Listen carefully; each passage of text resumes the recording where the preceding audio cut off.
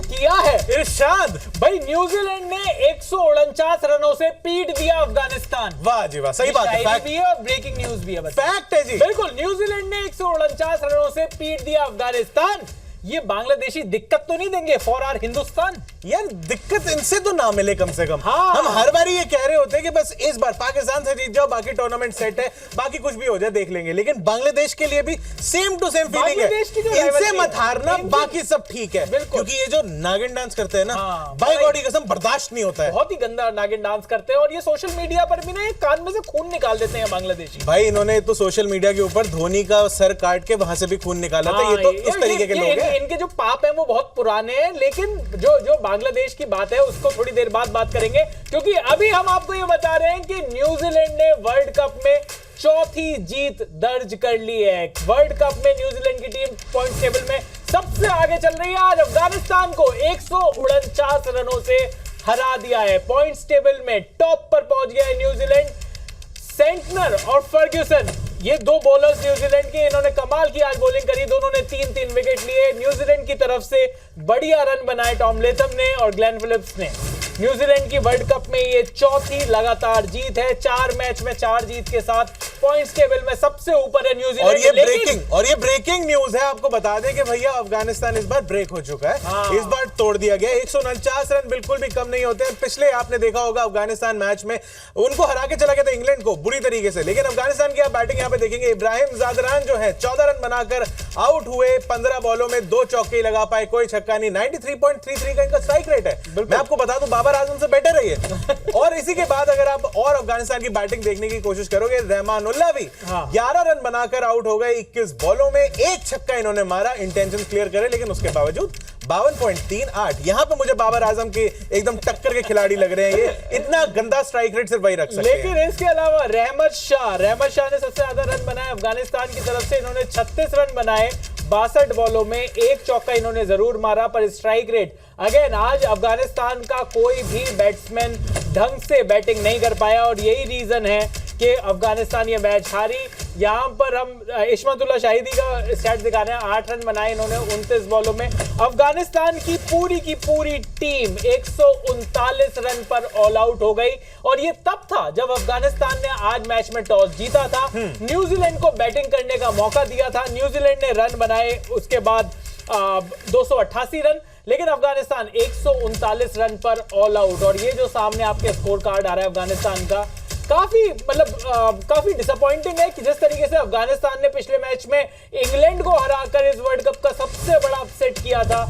यहां पर अगर आप इस पूरे स्कोर कार्ड में देखें तो कुछ भी बात बताने लायक नहीं है। लेकिन बताने लायक बात है किसकी? न्यूजीलैंड के बॉलर्स की। भाई न्यूजीलैंड के बॉलर्स ने वो बुरा हाल करा था जो अफगानिस्तान का बैटिंग कार्ड देख पा रहे हो। एक्चुअली अफगानिस्तान के फैन से पूछोगे तो वो तो ये बैटिंग कार्ड बिल्कुल भी नहीं देख पा रहे हैं, बिल्कुल, क्योंकि सैंटनर ने भी 3 विकेट निकाले थे और साथ ही साथ 3 विकेट और भी निकाले, मिल बांट के जिस तरीके से लिए इन्होंने। न्यूजीलैंड की बॉलिंग कमाल रही और एक बार को लग रहा था कि कहीं हो सकता है अफगानिस्तान अभी भी बीच में मिडिल ऑर्डर इनका चल जाए, कुछ हो जाए, लेकिन ऐसा बिल्कुल नहीं हुआ। अगर आप बॉलिंग कार्ड देखो न्यूजीलैंड का, यहाँ पर ट्रेंट बोल्ट ने 7 ओवर किया, 18 रन दिए, 2 विकेट लिए, 2.57 का इकोनॉमी रहा।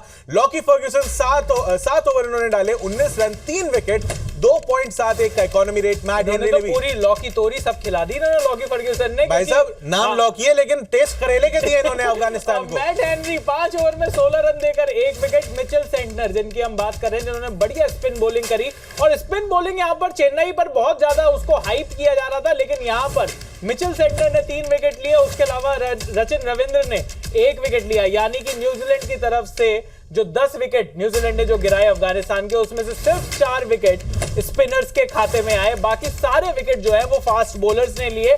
और कहीं ना कहीं हम आपको न्यूजीलैंड की बैटिंग के बारे में बताते हैं, क्योंकि न्यूजीलैंड को जब बैटिंग करने का मौका दिया था तब 110 रन पर 4 विकेट हो गए थे न्यूजीलैंड के। कैसे डेवन कॉनवे पहले जल्दी आउट हुए, 20 रन बनाए इन्होंने सिर्फ 18 बॉल में, 3 चौके लगाए। उसके अलावा बाकी के जो बैट्समैन हैं वो भी शुरुआत में बढ़िया रन नहीं बना पा रहे थे। ऑल्दो विल यंग ने 50 मारी, 54 रन इन्होंने बनाए 64 बॉलों में। ये ओपनिंग करने आए थे आज, क्योंकि जो पुराने जो कप्तान हैं हमारे, वो केन विलियमसन, न्यूजीलैंड के जो कप्तान है, हम उन्हें अपना मान लेते हैं, आईपीएल में इतना बढ़िया करते हैं। वो मतलब अपने थंब का फ्रैक्चर हो चुका है। रचिन रविंद्र इन्होंने बढ़िया रन बनाए थे शुरुआत में, लेकिन आज मैच में कुछ खास रन नहीं बनाए। डैरल मिचेल भी बहुत जल्दी आउट हो गए, सिर्फ 1 रन बनाकर आउट हुए। लेकिन उसके बाद 144 रन की पार्टनरशिप हुई न्यूजीलैंड की तरफ से 5वें विकेट के लिए। कौन कौन था इस पार्टनरशिप का हीरो? टॉम लैथम और ग्लेन फिलिप्स थे इसके हीरो। और टॉम लैथम ने 68 रन बनाए 74 बॉलों पे, 3 चौके 2 छक्के, 91.89 का स्ट्राइक रेट रहा, बढ़िया तरीके से खेले। और साथ में ये पार्टनरशिप 144 रन की जमाई इन्होंने ग्लेन फिलिप्स के साथ। 71 रन इन्होंने बनाए 80 बॉलों में, 4 चौके 4 छक्के, 88.75 का स्ट्राइक रेट रहा। यहां पर जहां 109 पे आपकी एक विकेट गिरती है, फिर 110 पे दूसरी गिरती है, फिर एक और गिर जाती है, अचानक से आप देखते हो कि 110 पे 4 विकेटें गिर चुकी है। और वहां से ये मैच बचाकर लेके आना और टोटल 288 तक आपने बना दिया अगर, तो ये बहुत कमाल की चीज थी। बड़ी टीम ही ऐसा परफॉर्मेंस कर सकती है। और न्यूजीलैंड जिस तरीके से परफॉर्म कर रही है वो बेहतरीन तरीके से कर रही है। अफगानिस्तान का इनके सामने बॉलिंग थ्रेट जरूर था और अफगानिस्तान का एक्चुअली कोई भी बॉलर बहुत ज्यादा थ्रेटनिंग बॉलिंग नहीं कर पाया। मुजीबुर रहमान पिछले मैच के जो हीरो थे, एक तरीके से 10 ओवर में 57 रन खाए उन्होंने, आज 1 विकेट लिया। फजल हक फारूकी 7 ओवर में 39 रन दे गए। नवीन उल हक ने 2 विकेट जरूर लिए लेकिन 8 ओवर में 48 रन देकर। मोहम्मद नबी कोई विकेट नहीं मिला, 8 ओवर में 41 रन। चेन्नई की पिच, बड़ा माना जा रहा था कि स्पिनर यहां पर कहर बढ़ पाएंगे। राशिद खान को भी ठीक ठाक खेल लिया न्यूजीलैंड ने, 10 ओवर में 43 रन और सिर्फ 1 विकेट। अजमतुल्लाह ने 7 ओवर में 56 रन देकर 2 विकेट जरूर लिए। लेकिन यहां पर अफगानिस्तान और न्यूजीलैंड के बारे में अगर बात करें, बहुत उम्मीदें थी भाई कि अफगानिस्तान इस बार भी कोई ना कोई अपसेट जरूर कर देगी। आपको न्यूजीलैंड से कोई उम्मीद नहीं थी? जरा भी नहीं थी। मेरे को तो न्यूजीलैंड से उम्मीद थी कि न्यूजीलैंड ये अपसेट नहीं होने देगी क्योंकि न्यूजीलैंड चैंपियन टीम की तरह खेल रही है। लेकिन जिस तरीके से आज न्यूजीलैंड ने खेला और जो हम बात कर रहे थे, 110 रन पर 4 विकेट हो गए थे। Absolutely. लेकिन उसके बाद एक बड़ी पार्टनरशिप हुई और वो जो पार्टनरशिप थी, मेरे ख्याल से सबसे बड़ा खिलाड़ी वहीं से निकल कर आया। न्यूजीलैंड की तरफ से वो सबसे बड़ा खिलाड़ी रहा जिसने 110 रन पर 4 विकेट गिरने के बावजूद भी बढ़िया बैटिंग करी। ग्लेन फिलिप्स हमारे सबसे बड़े खिलाड़ी। X.com प्रेजेंट्स सबसे बड़ा खिलाड़ी की हम बात कर रहे हैं। 71 रन आज इन्होंने बनाए, 4 चौके 4 छक्के, 88.75 का इनका स्ट्राइक रेट रहा। और ग्लेन फिलिप्स और टॉम लेथम के बीच वो जो 144 रन की सबसे बड़ी पार्टनरशिप हुई, वहां से ये निकल कर आया ग्लेन फिलिप्स जो कि सबसे बड़ा खिलाड़ी और हमारा भी है और मैन ऑफ द मैच भी ग्लेन फिलिप्स ही रहे। तो भैया बाकी लोगों ने भी इनको ही सबसे बड़ा खिलाड़ी आता है। नहीं, इनफैक्ट जिस तरीके की पार्टनरशिप हुई थी ये ऑलमोस्ट रन बॉल थी, ऐसा नहीं था कि बिल्कुल दबके खेल रहे थे न्यूजीलैंड वाले। 144 रन बने तो 153 बॉलों पर ही बनाए। ये जिस तरीके से न्यूजीलैंड की टीम, हमें एक्चुअली बीच में लगने लगा था कि ये अपसेट की तरफ ही जा रहा है। अफगानिस्तान ने जो अनरियलिस्टिक मतलब जो एक्सपेक्टेशंस थी जो सेट कर दी थी इंग्लैंड को हरा के, और उसके बाद एक दिन के गैप में आपको पता चलता है नीदरलैंड्स भी आके साउथ अफ्रीका को हरा जाती है। अचानक से ये टूर्नामेंट लग रहा था जैसे ये कोई बिल्कुल ही मतलब छोटी टीमें जो है अब ये चढ़ के खेलने वाली है, इन सबके लिए कोई रास्ता खुल गया है। बिल्कुल, और जिस तरीके से वहां से जो वापसी करी है, अगर हम सब लोग वही बात कर रहे हैं कि New Zealand is the team to beat, क्योंकि न्यूजीलैंड ने जिस तरीके से यहां से भी वापसी करी है, ऐसा सा लग रहा था कि शायद आज न्यूजीलैंड का खराब दिन ना हो क्योंकि 4 विकेट गिर गए थे, लेकिन न्यूजीलैंड वहां से खींच के लेकर आया भाई मैच। यार ये कीवी और है भाई साहब। उसके बाद चेन्नई की पिच जहां पर लोग बात कर रहे थे कि अफगानिस्तान के स्पिनर्स, वहां पर न्यूजीलैंड के फास्ट बॉलर्स ने जलवा दिखाया। यार लेकिन कहीं ना कहीं अपना जो इंडिया का मैच हुआ था उसके अंदर ही हमने अंदाजा लगा लिया था कि अश्विन को भी जितनी एक्सपेक्टेशन के साथ लेके आए थे, इकोनॉमिकल रहे लेकिन एक ही विकेट निकाल तो मुझे लगता है कि ये जो टर्निंग ट्रैक्स हैं, ये वाले ट्रैक्स हैं, इस पर कोई बहुत ज्यादा बातें नहीं करनी चाहिए क्योंकि पॉइंट्स टेबल आपको दिखा देते हैं। पॉइंट्स टेबल में एक टीम जो सबसे आगे चल रही है वो है न्यूजीलैंड, 4 मैच में 4 जीत, कोई हार नहीं, 8 पॉइंट्स। यार हर रोज ये पॉइंट्स टेबल ऐसे बदल रहा है, समझ में नहीं आ रहा कि हो क्या रहा है यहाँ पे। जिस तरीके से टूर्नामेंट खुल चुका है पूरा। बिल्कुल, लेकिन सिर्फ 2 ही टीमें हैं जो कि अभी तक अजय चल रही हैं, मतलब इन्होंने कोई भी मैच नहीं हारा है। न्यूजीलैंड अभी टॉप ऑफ द टेबल है क्योंकि 4 मैच खेल चुके हैं। इंडिया 3 मैच के साथ, 3 विक्ट्री के साथ, 6 पॉइंट्स के साथ, प्लस 1.82 नेट रन रेट के साथ, वो भी साथ ही चल रहे हैं। और ये जो न्यूजीलैंड जो बोगी टीम है टीम इंडिया की, मुझे लगता है कि इसको पीट कर इंडिया आगे निकलेगा। लेकिन तीसरे नंबर पर साउथ अफ्रीका है, 3 मैच में 2 जीत 1 हार, एक ऐसी हार जो कोई भी उम्मीद नहीं कर रहा था। वहां पर ये नीदरलैंड से हारे हैं, 4 पॉइंट्स इनके भी हैं। स्ट्राइक जो नेट रन रेट है वो इनका पॉजिटिव में है। पाकिस्तान अभी भी चौथे नंबर पर है। अगेन जो हम बात कर रहे हैं, ये पॉइंट्स टेबल काफी जल्दी बदलने भी वाली है, और क्योंकि बहुत टाइम से नहीं बदल रही वो इसलिए क्योंकि बड़ी बड़ी टीमें छोटी छोटी टीमों से मैच लगातार हार रही हैं। पाकिस्तान अभी भी 3 मैच के साथ 2 पॉइंट्स, दो जीत है इनके पास, 4 पॉइंट्स के साथ ये नंबर 4 पर है। यार मुझे समझ में नहीं आया, पाकिस्तान जब 2 मैच जीत गया तो तब किसी ने क्यों नहीं कहा कि ये इतना बड़ा अपसेट हो गया है। श्रीलंका को पाकिस्तान ने हरा दिया और नीदरलैंड्स के आगे जीत अर्जित करी पाकिस्तान ने, क्यों नहीं तब किसी ने कहा कि ये जो है अपसेट ऑफ द टूर्नामेंट है और पॉइंट्स टेबल पूरा खुल चुका है, टूर्नामेंट खुल चुका है। आगे पता चलेगा कि पाकिस्तान की टीम कैसे परफॉर्म करती है। लेकिन इंग्लैंड ने भी ढंग का परफॉर्मेंस एक भी नहीं किया है। 3 मैच में 1 जीत 2 हार के साथ ये भी 5वें नंबर पर चल रही है। तो ये जो 2 पॉइंट और 4 पॉइंट्स वाली बैटल है ये लंबी होने वाली है, क्योंकि 2 पॉइंट्स पर 4 टीमें और हैं। बांग्लादेश 3 मैच 1 जीत 2 हार 2 पॉइंट्स के साथ ये 6ठे नंबर पर है। ऑस्ट्रेलिया 3 मैच में ये भी 1 जीत गए हैं, फाइनली ये भी 7वें नंबर पर आ गए हैं। एक बार कुछ टाइम के लिए 10वें नंबर पर चल रहे थे। 8वें नंबर पर नीदरलैंड्स हैं। भाई ये मतलब बड़ी जीत इन्होंने नीदरलैंड्स ने जो साउथ अफ्रीका के अगेंस्ट दर्ज करी, 3 मैचेस में 1 जीत के साथ ये भी 2 पॉइंट्स पर है। अफगानिस्तान 4 मैच में से सिर्फ 1 जीत 3 हार गए हैं, 2 पॉइंट्स। और श्रीलंका तो अभी तक खाता भी नहीं खोल रही है। तो अभी श्रीलंका के तो इतने बुरे हाल हैं कि मतलब एक तो खाता नहीं खोला, ऊपर से कप्तान साहब भी चले गए कि भैया हमसे नहीं हो पा रहा, हम जा रहे हैं। और कई लोगों को लग रहा होगा कि क्योंकि हम कह रहे हैं कि श्रीलंका का खाता नहीं खोला तो उनकी इकोनॉमी के बारे में बात कर रहे हैं। हम उनकी इकोनॉमी के बारे में बात नहीं कर रहे। अरे भैया इकोनॉमी पे अगर हमें डसना ही है तो बांग्लादेश से मैच होने वाला है ना, मेरे को एकदम वही याद आ जाता है। तो हम पाकिस्तान को क्यों ना बोले भैया, IMF से पैसा ले लेके क्या क्या कर रहे हैं ये। यस, लेकिन पाकिस्तान और बांग्लादेश की बात, मतलब पाकिस्तान की बात नहीं है, श्रीलंका की बात नहीं है, बांग्लादेश की बात कर लेते हैं। भारत और बांग्लादेश के बीच कल पुणे में मैच खेला जाना है। इस मैच के लिए टीम 11 में कौन कौन शामिल होगा, इस पर एक थोड़ा सा बड़ा सवाल है। अफगानिस्तान और नीदरलैंड्स ने जो उलटफेर किया है, क्या उसके बाद टीम इंडिया बांग्लादेश को हल्के में लेने की गलती करेगी, इस पर बात करेंगे।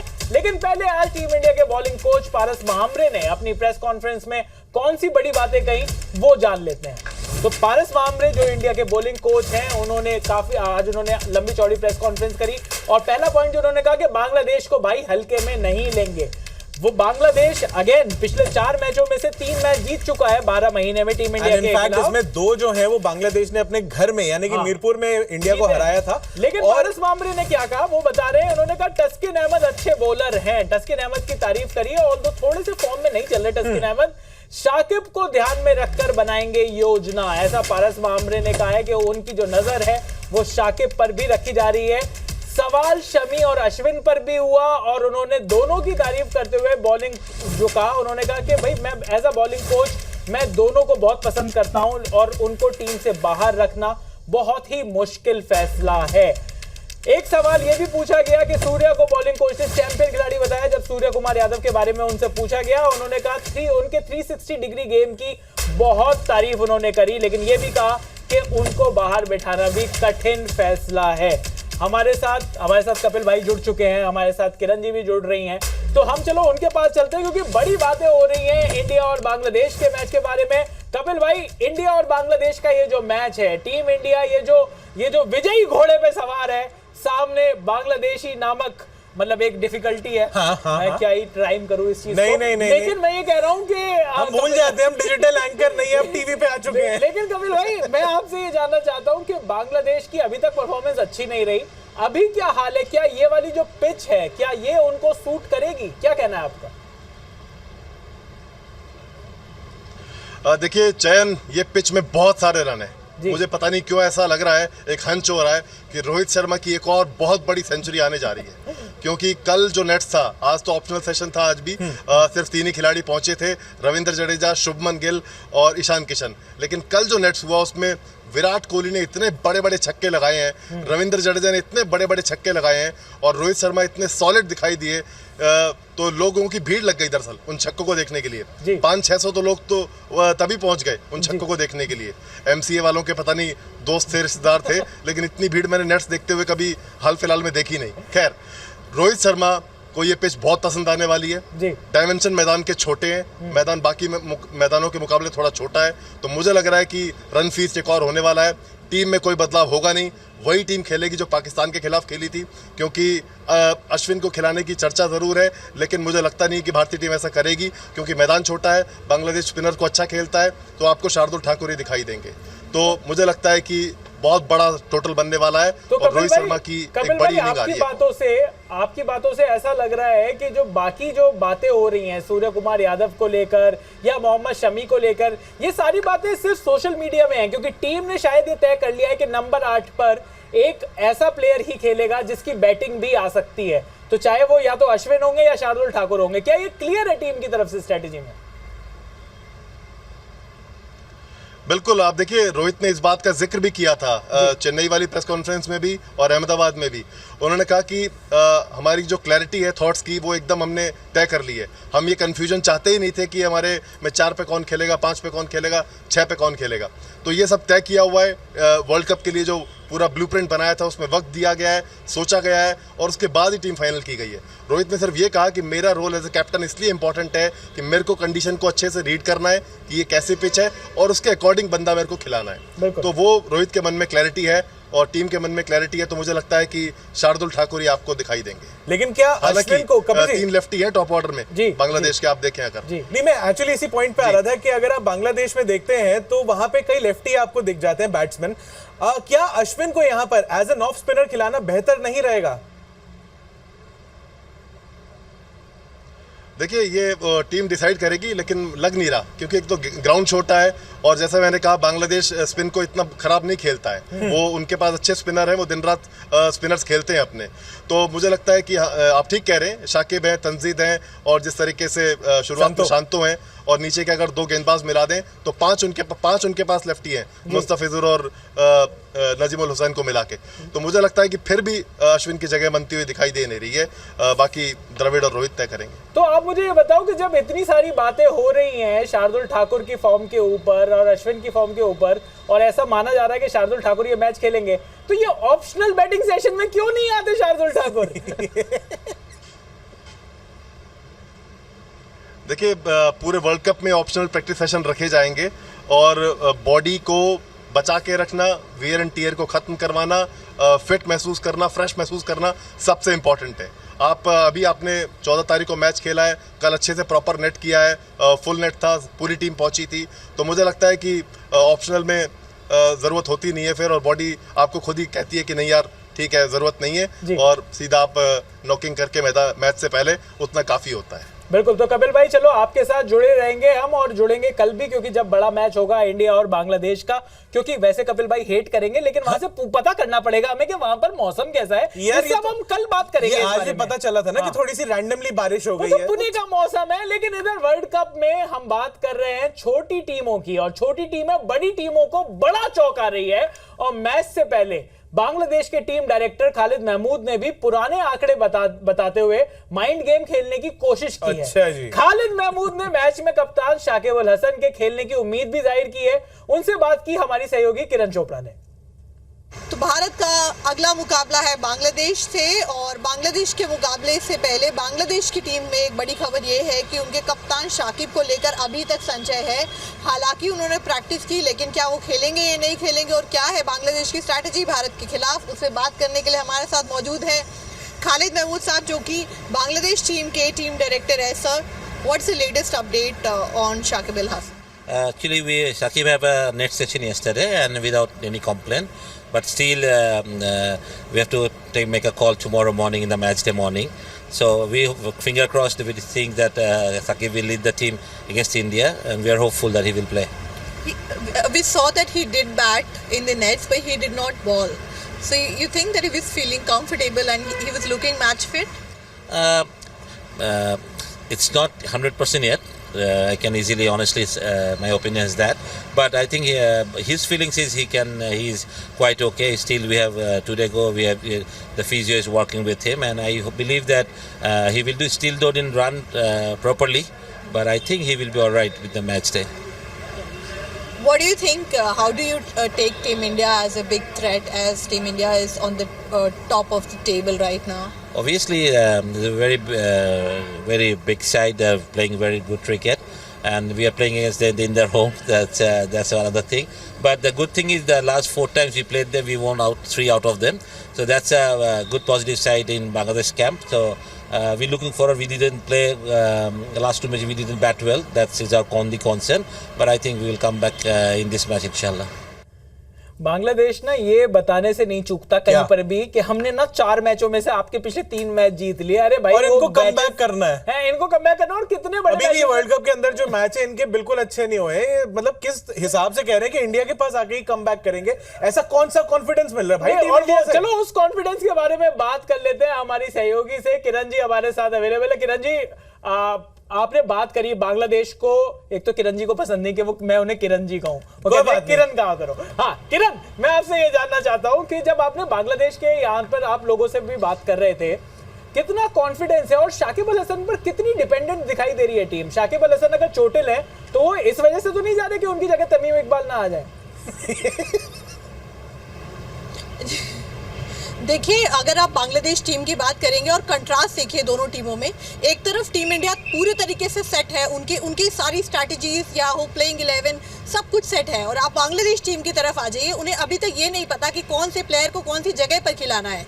जो खिलाड़ी शांतु जैसे कि पिछले 12 महीने से तीसरे नंबर पर खेलते आ रहे हैं, उनको आप चौथे पे कर देते हैं। यहाँ तक कि आप अपने स्टार प्लेयर शाकिब तक का भी बैटिंग ऑर्डर बदल देते हैं। और अब शाकिब पे डिपेंडेंसी की आपने बात करी तो बांग्लादेश के अनडाउटेडली द ग्रेटेस्ट एवर खिलाड़ी है वो। और अभी तक इस वर्ल्ड कप में भी उन्होंने करके दिखाया है कि ना सिर्फ बल्ले से बल्कि बॉल से भी। आप देखिए जिस तरीके के ऑलराउंडर वो है, 7000 प्लस रन है, 300 प्लस विकेट्स हैं उनके ओडीआईस में। तो ऐसे में अगर इन केस 1% शाकिब नहीं खेलते हैं तो उससे बड़ा झटका बांग्लादेश को नहीं हो सकता।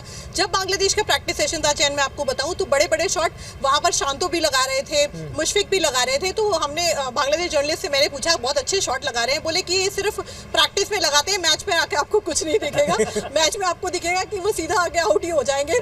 तो वो खुद आपको मैं बता रही हूँ, जो लोग कवर कर रहे हैं पैशनेट फैंस और पैशनेट जर्नलिस्ट हैं, आपको पता है बांग्लादेश में, वो खुद अब उम्मीद नहीं लगाए क्योंकि इतनी सारी कंट्रोवर्सीज इस टीम से जुड़ी हैं। जैसे आपने बात की तमीम इकबाल और शाकिब अल हसन की, जब आपके 2 आइकॉनिक प्लेयर्स के बीच में ऐसी बातें होती हैं वर्ल्ड कप जैसे टूर्नामेंट से पहले, तो फिर आपकी मुश्किलें बढ़ती हैं। और इस वक्त करंट सिचुएशन देखिए, आपके जो स्टार प्लेयर है, स्टार पेसर है तास्किन, वो बिल्कुल भी रिदम में आपको नजर नहीं आ रहे। बैटर्स जो आपके नजर आते हैं, बैटर्स को पता ही नहीं कि उन्होंने कौन सी पोजीशन पे खेलना है। और कल एक बदलाव वो शायद जरूर कर सकते हैं, जिस पर अभी चर्चा चल रही है कि नासुम अहमद को खिलाया जा सकता है as a left arm spinner. वो एक और बॉलिंग ऑप्शन ऐड करना चाहते हैं क्योंकि ओपनिंग में तानजिद के रन नहीं बन रहे हैं, 3 मैच में 22 ही रन है उनके, तो शायद उनको बाहर बिठाया जा सकता है। ये एक पॉसिबल चेंज आप कल बांग्लादेश की टीम में देख सकते हैं। बिल्कुल, थैंक यू किरण ये अपडेट देने के लिए बांग्लादेश की तरफ से। और बांग्लादेश और इंडिया ये लोग किस बेसिस पे, मतलब इनको बस एक ही कमजोरी नजर आ रही है इस वक्त टीम इंडिया के अंदर कि लेफ्ट आर्म अगर कहीं से स्पिनर लेके आ जाए तो ये हार जाएंगे। मतलब एक इनफैक्ट एक स्टैट भी देख रहा था मैं, 2022 साल से अगर आप देखते हो तो टीम इंडिया अपने 42 विकेट ओडीआईस के अंदर 42 विकेट लेफ्ट आर्म स्पिनर्स को दे चुकी है। नहीं ऐसे अरे भाई साहब लंगर लगाए, आ जाओ ले जाओ, क्यों कर रहे हैं भाई साहब ऐसे? लेकिन उसके अलावा एक और स्टेट में आपको बता दूं जो टीम इंडिया के फैंस को पसंद आएगा, वो ये कि टीम इंडिया ने इस टाइम पर 3 मैचेस खेले हैं इस वर्ल्ड कप में और जो इंडिया के बॉलर्स हैं उन्होंने 28 विकेट लिए हैं इन 3 मैचेस में। लेकिन जब टीम इंडिया के बैट्समैन आते हैं बैटिंग करने के लिए और सामने चाहे ऑस्ट्रेलिया की बॉलिंग हो, चाहे पाकिस्तान की बॉलिंग हो, चाहे अफगानिस्तान की बॉलिंग हो, सिर्फ 9 विकेट गिरा पाए हैं टोटल टीम इंडिया के इन 3 मैचेस में। तो चलिए इंडिया और बांग्लादेश मैच में क्या होने वाला है उस पर कल खिलाड़ी X.com द क्रिकेट शो पे नजर बनाएंगे।